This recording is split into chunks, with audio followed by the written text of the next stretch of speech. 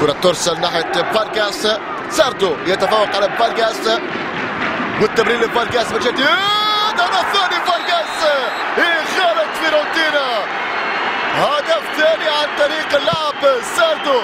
ساردو اللاعب البديل جنانو ساردو سجل في الذهاب وسجل في الإياب. ساردو يصعب المهمة، يخطف هدف ثاني وفريق كييف يتمكن من تدعيم النتيجة بفضل اللاعب ساردو.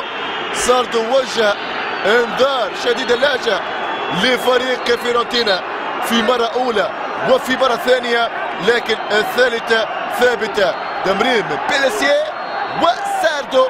ساردو بلمسة وحيدة لم يتوقع الحارس سيباستيان فري الكرة بأنها ستغالط أمام الإعادة.